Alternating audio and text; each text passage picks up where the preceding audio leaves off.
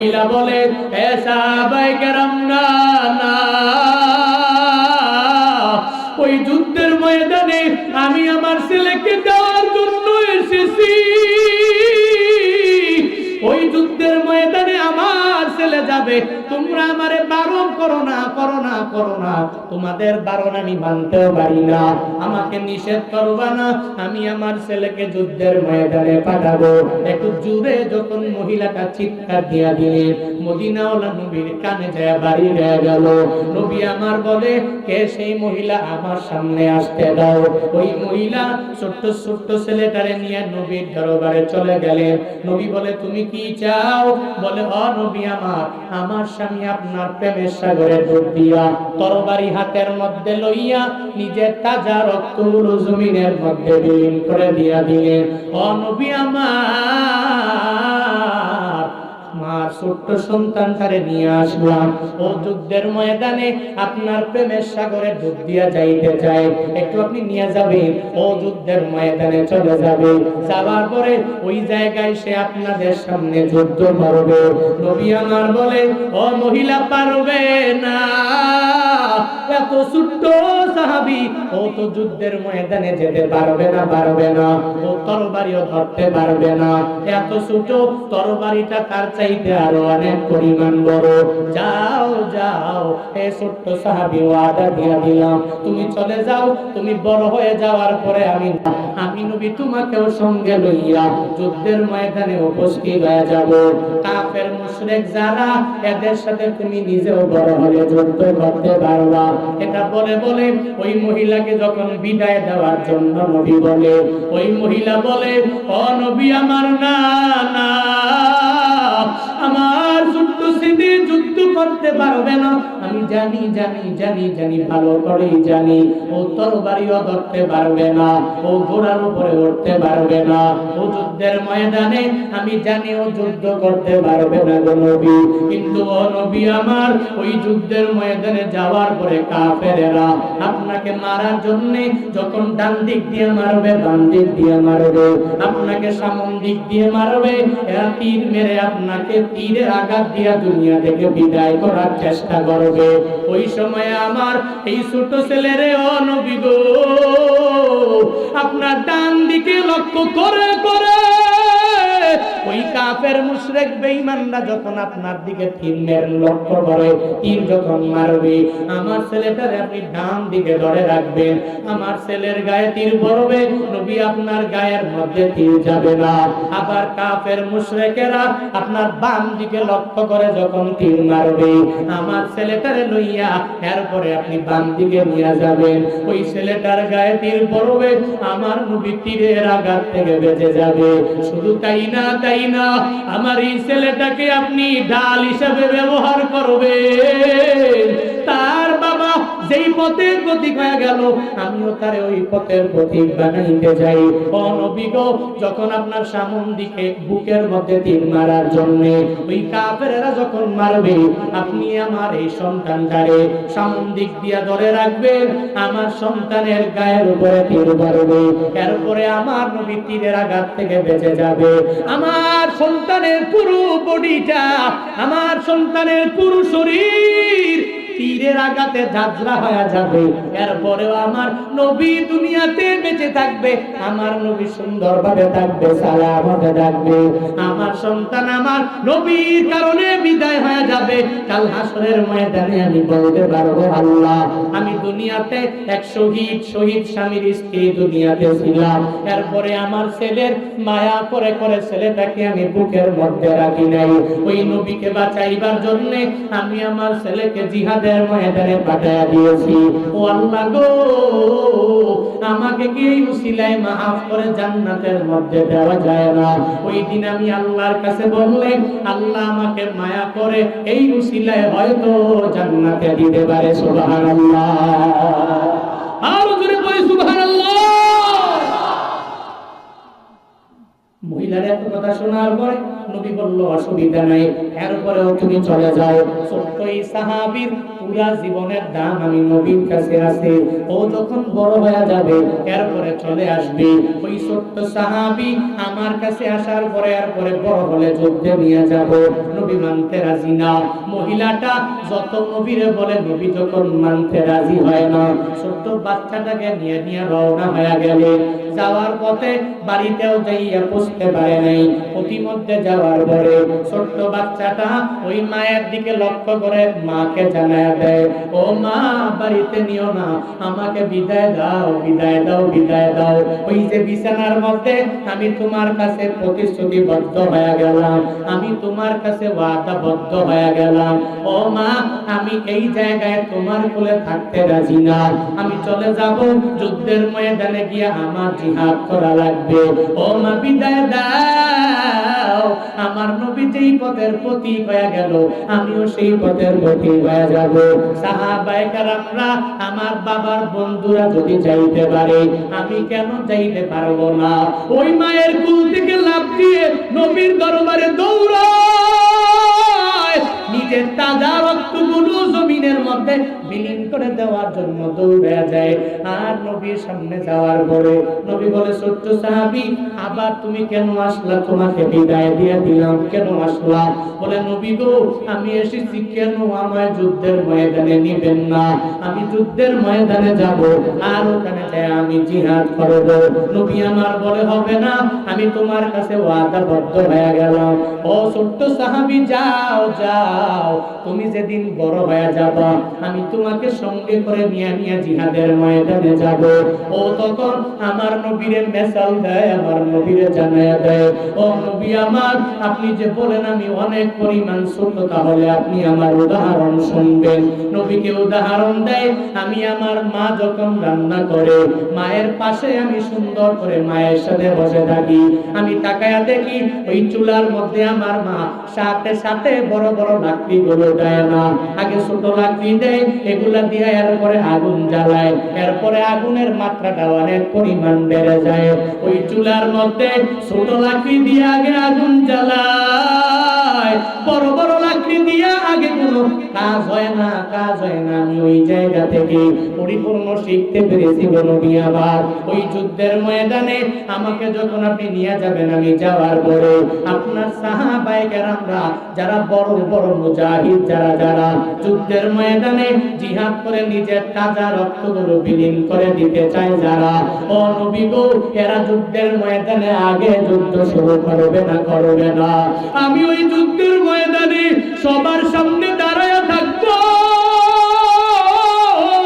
ওই জায়গায় আমি দাঁড়াইয়া ওই কাফের মুশরিক বেঈমানের বিরুদ্ধে প্রথম তীরটা যখন আমি এদের দিকে ছুঁড়ে মারবো, মারার পরে এরা বড় পাগল পারা হইয়া এরা টেনশনে পড়ে যাবে, এত ছোট বাচ্চা, সেই ছোট বাচ্চা হওয়ার পরে ও তীর মেরে দিল। ওই যুদ্ধের ময়দানে আমি যখন তীর মারবো আমার বুকের মধ্যে লক্ষ্য করে করে প্রথম তীরটা যখন এরা মারবে, ও নবী সাহাবায়ে কেরামরা বেঁচে যাবে। নবী আপনি বেঁচে যাবেন, আমি ছোট্ট সাহাবীর মাধ্যমে ওই যুদ্ধের ময়দানে যুদ্ধের দামামা আমি ছোট্ট সাহাবীর মাধ্যমে বাঁচবি। কি পরিমাণ ঈমানওয়ালা! এরপরেও নবীকে জানায়া দেয়, ও নবী আমার আপনি আমাকে বলেন নেন নেন, সাথে আমাকে নিয়ে যান। নবী এরপরেও বলে, ছোট্ট সাহাবী তোমাকে নেওয়া হবে না, হবে না। এই যে ছোট্ট সাহাবীর আলাপ আর আমার মদিনাওয়ালা নবীর আলাপ, আমার আল্লাহ দেখে কি দেখেন? আল্লাহ দেখে না? আল্লাহ পাক দেখছেন। আল্লাহ পাক জিবরাইলের মাধ্যমে পাঠায়া দিলেন, ও জিবরাইল যাও যাও আমার নবীকে গিয়া জানায়া দাও ওই নবী ছোট্ট সাহাবীকে যুদ্ধের ময়দানে নিতে যায় না। আমার নবীর কাছে গিয়া বলো যেই ছোট্ট সাহাবীকে আমার নবীজি গণনায় ধরে না, অন্য সাহাবীদেরকে গণনায় ধরে। ও জিবরাইল আমার নবীর কাছে গিয়া জানায়া দাও জান্নাতের মধ্যে আল্লাহ পাক বড় একটা লিস্ট করেছেন, ওই লিস্টের প্রথম কাতারের প্রথম নামটা আজকে যুদ্ধের ময়দানে শহীদ হয়ে যাবে যারা যারা যারা আল্লাহ পাক জান্নাতে একটা লিস্ট তৈরি করেছে ওই লিস্টের প্রথম নাম ওই ছোট্ট সাহাবীর নাম। নবীর মায়া নাই কি তোমার কেমনে দুঃখ দাও যে আবার নামাজ পড়ো রোজা রাখো প্রথম ঘাটি কাফনে নবী বিনে কে তরাবে পলসিরাত মিজানে নবী বিনে কে তরাবে পলসিরাত মিজানে চলো চলো চলো মুমিন চলো নবীর সন্ধানে নবী বিনে কে তরাবে পলসিরাত মিজানে নবী বিনে কে তরাবে পলসিরাত মিজানে এমন এতিম নবী আমার পিতা মাতা নাই যে তাহার এমন এতিম নবী আমার পিতা মাতা নাই যে তাহার এরপরেও কত মারা মারলো তারে দুশ্মনে নবী বিনে কে তরাবে পলসিরাত মিজানে নবী বিনে কে তরাবে পলসিরাত মিজানে চলো চলো চলো মুমিন চলো নবীর সন্ধানে নবী বিনে কে তরাবে পলসিরাত মিজানে নবী বিনে কে তরাবে পলসিরাত মিজানে। মারহাবা। নবী সারা পারবে কেউ? ওই নবীকে ভালোবাসতে সাহাবারা কম না বেশি? হ্যাঁ বলে না, কম না বেশি? আমগো মতো, আমি বক্তার মতো, আপনার মতো না, এরা এত পরিমাণ ভালোবাসতে। বলার উদ্দেশ্য কি জানো? নবীর সুন্নতের আমলটা আজ করতে পারি না, যুদ্ধের ময়দানে যাওয়া লাগে না, যাই না, ডাক আসে না, এরপরেও দাড়িগুলো একটু লম্বা করবো তাও পারি না, একটু জুব্বা পরবো তাও পারি না, একটু টুপিটা মাথায় লাগায়া দুনিয়াতে চলাফেরা করবো তাও পারি না। কেমন মুসলমান হলাম? নবীর সুন্নতের আমলগুলো করতে রাজি না। কই জিহাদের ময়দানে তো যাওয়া লাগে নাই, কই কোথাও তো ডাক আসে নাই, শুধুমাত্র নবীর সুন্নতের আমলগুলো জিন্দা করব এতটুকু পর্যন্ত আমি পারি না। আল্লাহ যদি হাসরের ময়দানে এই ছোট্ট সাহাবীকে জিজ্ঞেস করে আর যদি আমাকে এক সাইডে দাঁড় করায় হাসরের ময়দানে, আল্লাহ যদি বলে আমার এই ছোট্ট বান্দা নবীর খাঁটি উম্মত হইয়া নিজের তাজা রক্তগুলো বিলীন করে দিতে পাগল বার হয়ে গেল, কই তো যুদ্ধের ময়দানে যাওয়া লাগে নাই, জিহাদ করতে যাওয়া লাগে নাই, তুই নামাজ পড়তে পারো নাই, তুই রোজা রাখতে পারো নাই, তুই আমল করতে পারো নাই, নবীর সুন্নতের আমলগুলোকে তুই জিন্দা করতে পারো নাই। আজকে জবাব দাও, ওদিন আল্লাহর কাছে জবাব দিয়ে জান্নাতে যাওয়া যাবে? কথা বলেন না কেন? জান্নাতে যাওয়া সম্ভব না। আমি তো মাঝে মাঝে ভাবি, চিন্তা করি, আল্লাহ যদি হাসরের ময়দানে আমগো লগে আর সাহাবায়ে কেরাম আর তাবিঈনদের সাথে যদি মিলায়, হায় হায়, হিসাব দিয়ে জান্নাতে যাওয়া সম্ভব? ইম্পসিবল হয়ে যাবে, একদম ইম্পসিবল হয়ে যাবে। যেন ভাই দোয়া করা, আল্লাহর কাছে বলা, আল্লাহ নবীর সুন্নতের আমল করার তুমি তৌফিক দাও। এটা আল্লাহর কাছে বলা, আল্লাহ ইবাদত করতে পারি না, তুমি ইবাদত করার তৌফিক দাও। এটা আল্লাহর কাছে বেশি বেশি বলা লাগবে। আল্লাহুম্মা হাসিবনি হিসাবান ইয়াসীরা, ওটা দুয়ার মধ্যেও বলা লাগবে।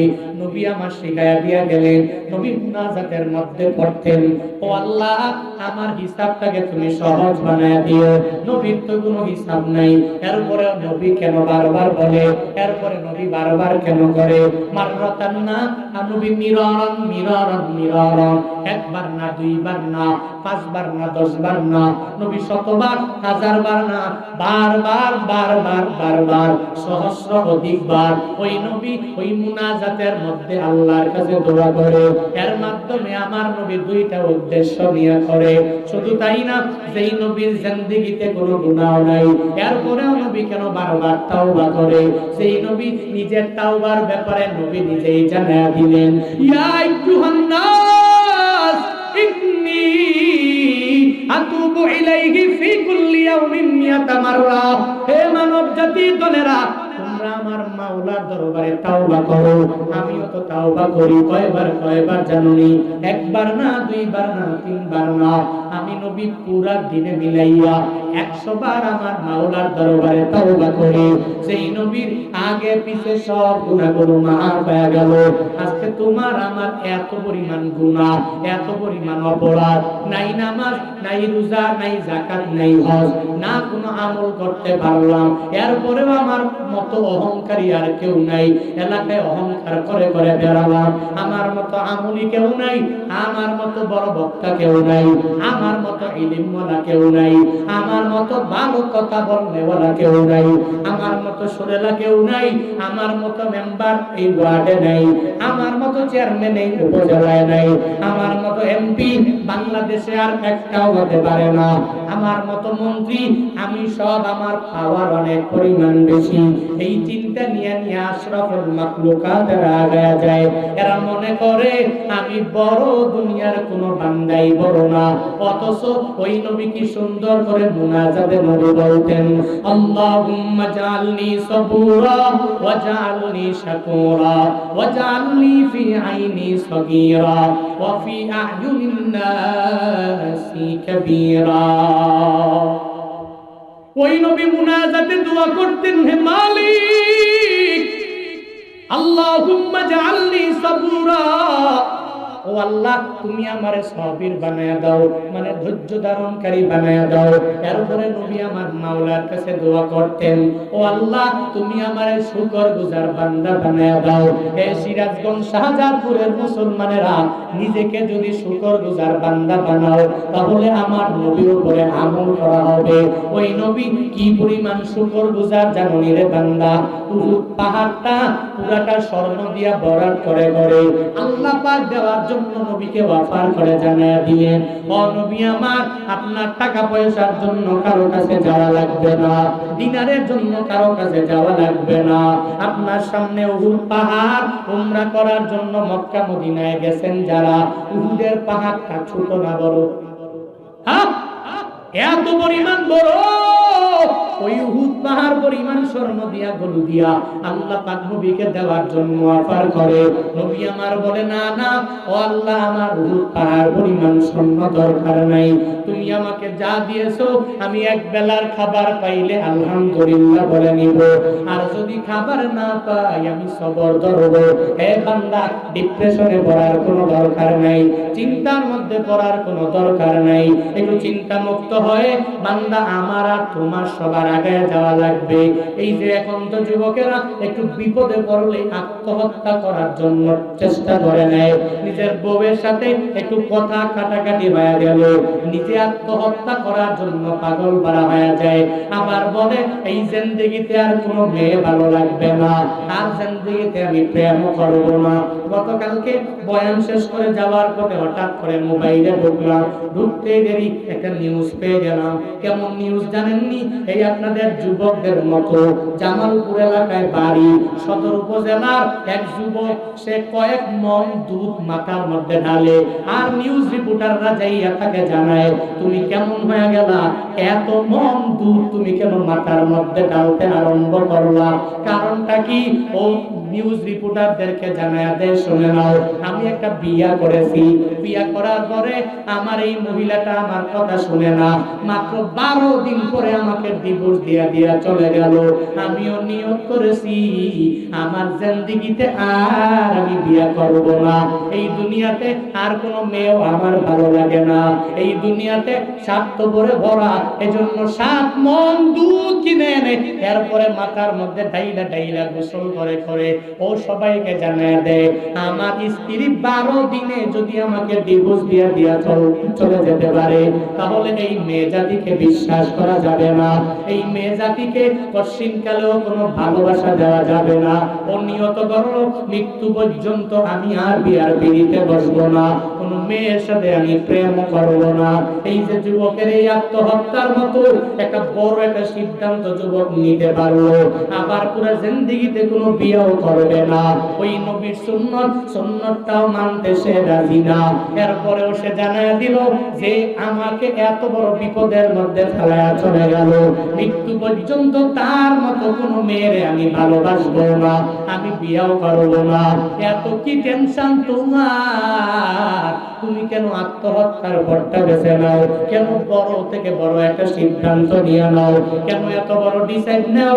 বরং আমার মাওলার উপরে তাওয়াক্কুল করে আগায়া যাও।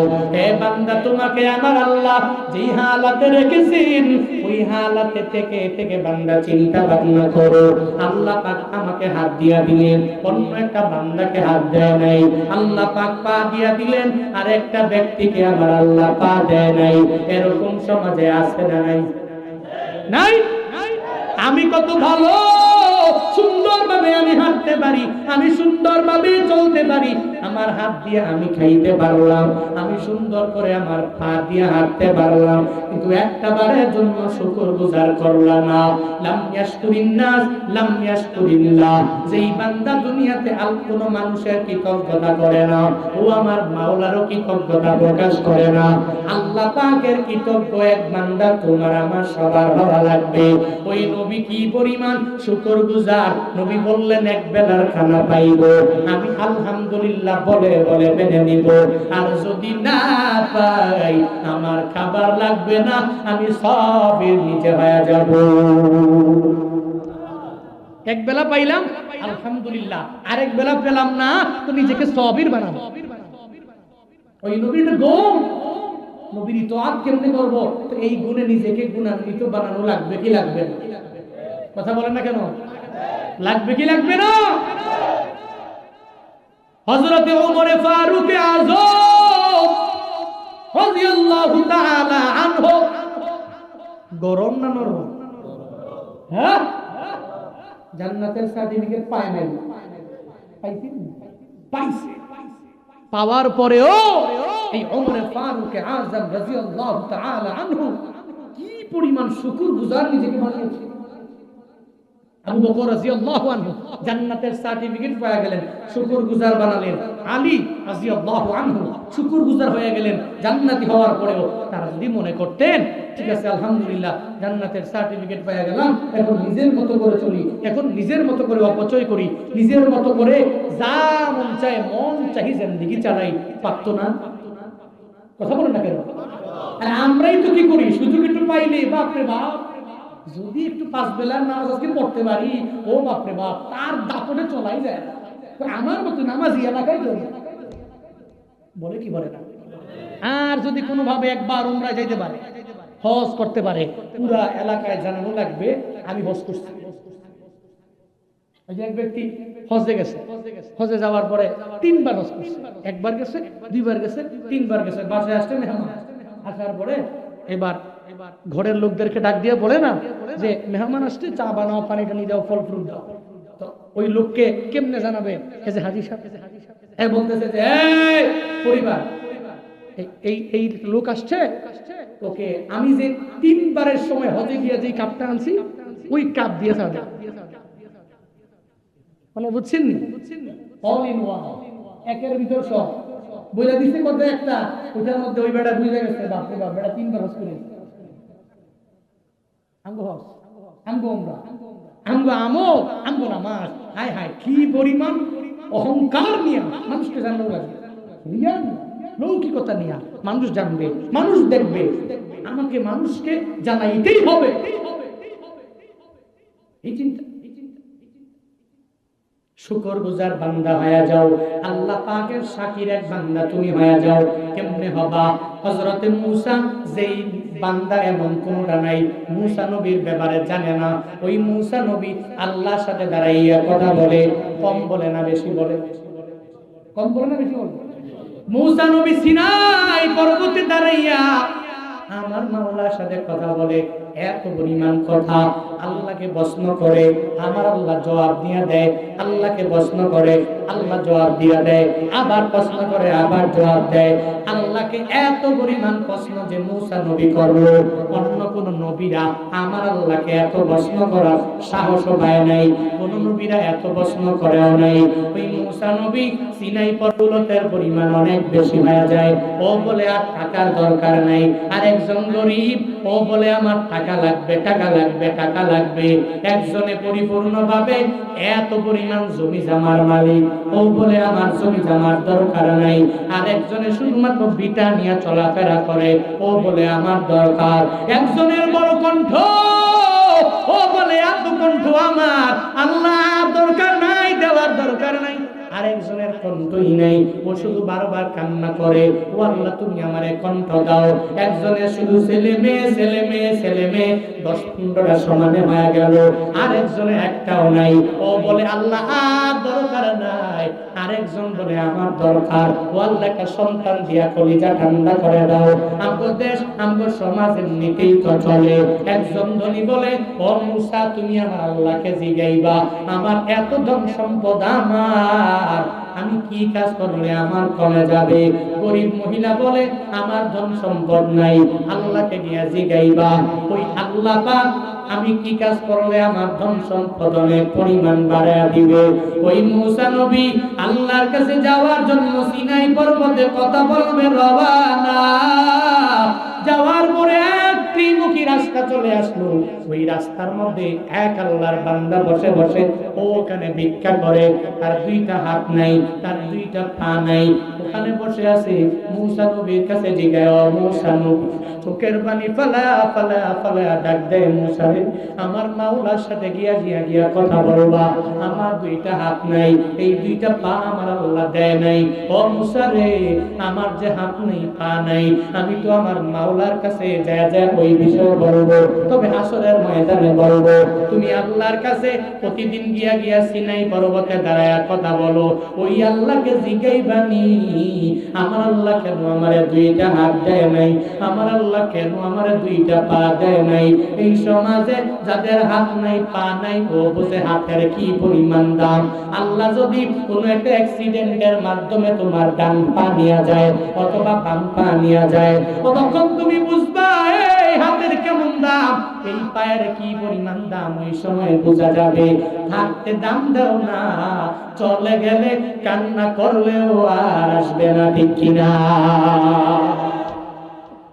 হঠাৎ করে অ্যাক্সিডেন্টে হাত একটা চলে গেল, হায় হায় রে ডান হাত গেছে গা, এবার এক হাত দিয়া কি করবে?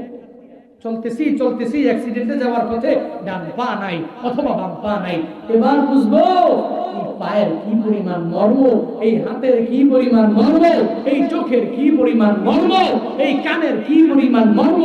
দুনিয়ার বিভিন্ন সার্জারি করার মাধ্যমে লাগানো যায়, কিন্তু আল্লাহর পক্ষ থেকে আল্লাহ পাক বান্দাকে যে আকৃতি দেয়, ওই আকৃতির চাইতে পৃথিবীর মানুষের বানানো কৃত্রিম আকৃতি হতে পারে, আল্লাহ চাইতে দামি হতে পারে, হতে পারে।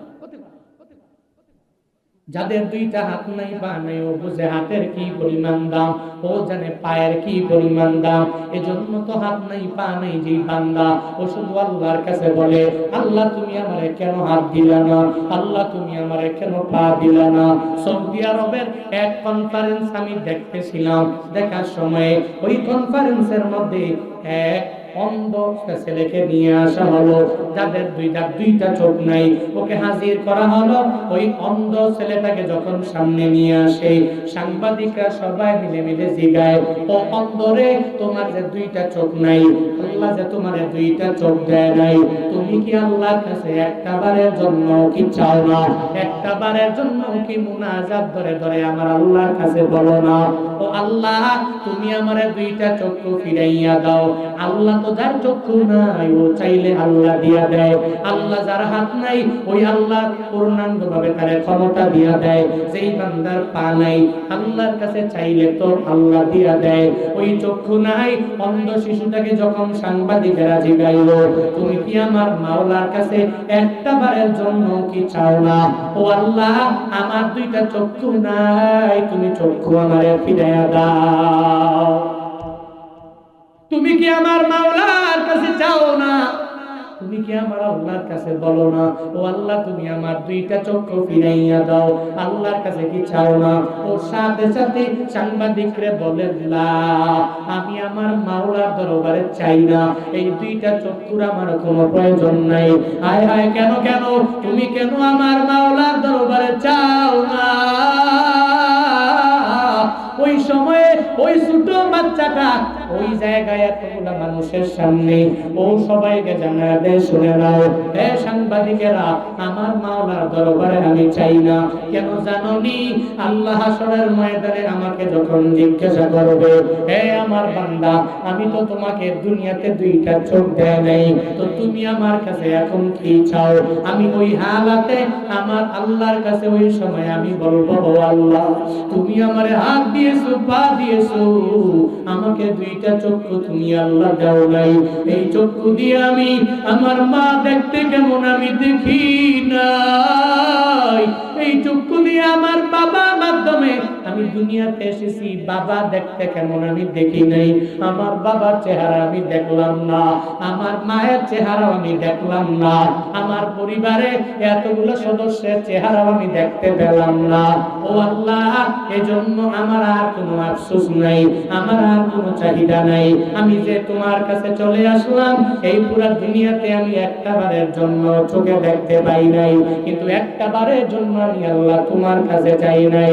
এই হাসরের ময়দানে আমাকে যে দুইটা চক্ষু দাও নাই, এই দুইটা চক্ষুর বদৌলতে তুমি আমাকে জান্নাতটারে দিয়া দাও। আল্লাহ হাসরের ময়দানে আমাকে হয়তো এই দুইটা চক্ষুর উসিলা দিয়া হাসরের ময়দানে বড় প্রতিদান জান্নাত আমাকে দিয়া দিতে পারে। আল্লাহ পারে না? ছোট্ট মানুষ, এরপরেও কি পরিমাণ ঈমানওয়ালা, জান্নাতের জন্য পাগল বাড়া, যার হাত নাই, পা নাই, চোখ নাই, ও বুঝে আর কি পরিমাণ দাম। বলতেছিলাম মূসা নবীকে জিজ্ঞাসা করার পরে মূসা নবী চলে গেলেন সিনাই পর্বতে দাঁড়াইয়া আমার মাওলার সাথে এত পরিমাণ কথা বলে আল্লাহর সাথে বলতে লাগলেন, আল্লাহ তোমার সাথে কথা বলার সময় আসতে সময় আমার সাথে মুলাকাত হয়ে গেল। কার মুলাকাত হয়েছে? বলে আল্লাহ একজন ধনীর মুলাকাত। কি বলেছে রে মূসা? ওই ধনী বলেছে তার এত টাকা পয়সা হিসাব করে রাখতে পারে না, ও আল্লাহ তুমি কমায়া দাও। ওই মূসা নবীকে আল্লাহ জানায়া দিলেন, মূসা যাও যাও ওই ধনীকে গিয়া জানায়া দাও, ওই ধনীর ধন দৌলত তখনই কমে যাবে।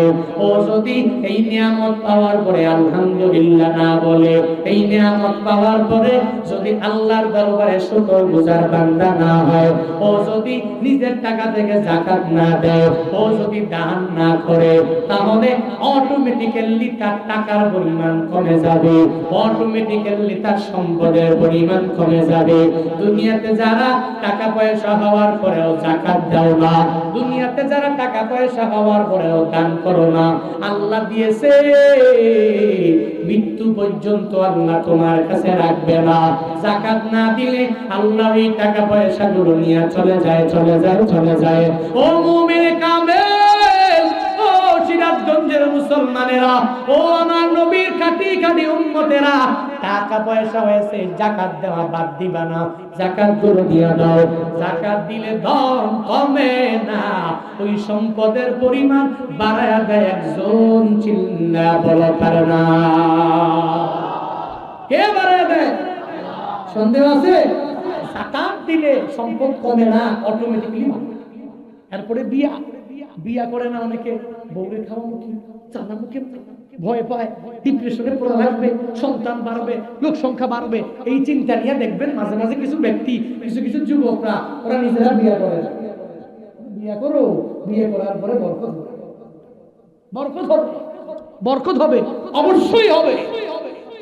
হ্যাঁ, জন্য বিয়ে করা লাগবে, অল্প বয়সে করো। জুনায়েদ আল হাবিবের মতো করবা। আমি এখন প্রায় গেলে ওয়াজের বয়ানের মধ্যে বিয়ের বিষয়ে বয়ান কেন করি? বিয়ে করলে যুবক দ্বারা অন্যায় হবে না, প্রেজিং হবে না, ও কোনো মেয়ের সাথে খারাপ আচরণ করবে না, ও গুর করে একটা বাইক নিয়ে মাইয়ার পিছে দৌড়াবে না, স্কুল ছুটি হলেই আর স্কুলের ওই বারান্দার কিনারায় গিয়ে দাঁড়াবে না, মহিলা মাদ্রাসা ছুটি হয়ে গেলেই গুর করে মাইয়ার পিছনে দৌড়াবে না। একটা বিয়ে করে দেখো, আল্লাহর কসম তোমার পরিবারে বরকত হবে, দাম্পত্য জীবন সুখময় হবে, একটা গুনাহমুক্ত জিন্দেগি হবে, ঠিক কিনা? এবার সাওয়ালের বাপকার যারা আছে, নিজের সাওয়ালটা একটু বিয়ে দিয়ে তোমার জন্য একটু সুপারিশ করো, ঠিক কিনা?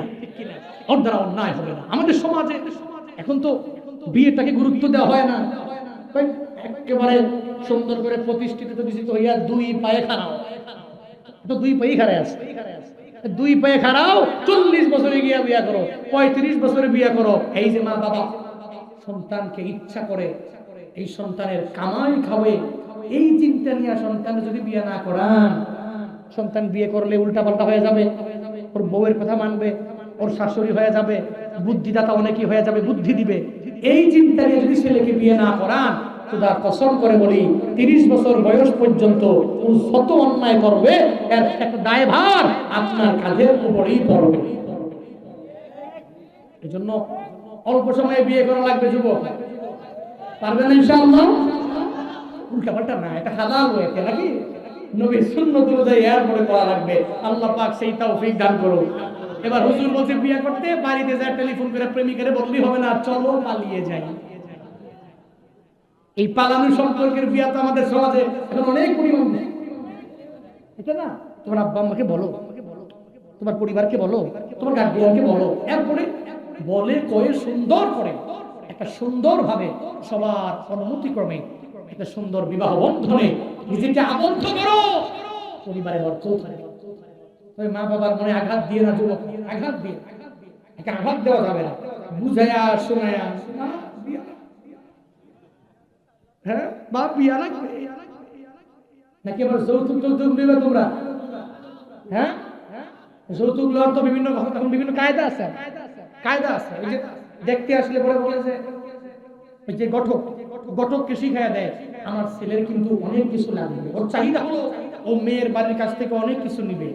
সেটা বলার পরে ঘটক যাওয়ার পরে সবাই একসাথে বসে, মেয়ের পক্ষ আর বর পক্ষ কনের পক্ষ একসাথে বসার পরে একটা কমিটমেন্ট করে, কাবিন টাবিন কত টাকা হবে, বিভিন্ন বিষয়ে কমিটমেন্ট করে। ওখানে যাওয়ার পরে ঘটক বলে যে শোনেন, এখানে যে এই ছেলে এত স্মার্ট ছেলে, ও বাইক ছাড়া চলতেই পারে না, বাইক ছাড়া চলতেই পারে না। এই জন্য অ্যাক্সিডেন্টের হাত থেকে বাঁচানোর লক্ষ্যে বাইক একটা দিলে মনে হয় ভালোই হয়। যৌতুক নেওয়ার স্টাইল দেখেন, ঘটককে শিখাই দিছে ঘরের মধ্যে একটা টিভি আনবি, কেমনি বলবি শিখাই দিছে। পয়সা বলতেছে শুনেন, এই ছেলে কিন্তু রাত 1টা বাজে প্রতিদিন বাসায় ফিরে, কেন? ঘরে টিভি নেই, দোকানে টিভি, দোকানে থাকলে দোকানে টিভি দেখবে, 1টা বাজে বাসায় আসবে, আপনার বউ জাহান্নামে, বউ চিন্তা তার নাই, তখন কি করা লাগবে? একটা টিভিও দেওয়া লাগবে। বুঝছেন নি কায়দা কুশল কি পরিমাণ কায়দা আমরা শিখছি? একটা হারাম ওয়েকে অবলম্বন করে, হারাম পথকে অবলম্বন করে আল্লাহ পাক যৌতুক মুক্ত বিবাহ অবিবাহিত প্রত্যেকটা যুবকদেরকে করার তৌফিক দান করুন, সকলে বলি আমিন। হে যুবকরা যারা অবিবাহিত যৌতুক মুক্ত বিয়ে করবো, হাত তোলো, হাত তোলো ইনশাআল্লাহ, হাত তোলো ইনশাআল্লাহ। যারা বিয়ে করছেন না হাত তুললেন না, বিপদ আছে। লিল্লাহি তাকবীর, আল্লাহ পাক কবুল করে, সকলে পড়ি আমিন।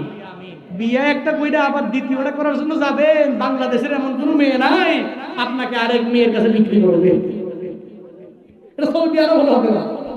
ইচ্ছা করেই যারা হুরমা আছে, মহিলারা আছে, স্ত্রীরা তার স্বামীকে ইচ্ছা করে বিয়ে করায়। আর বাংলাদেশে যত বছর যাই হোক, যত টাকাওয়ালা হোক আর যাই হোক,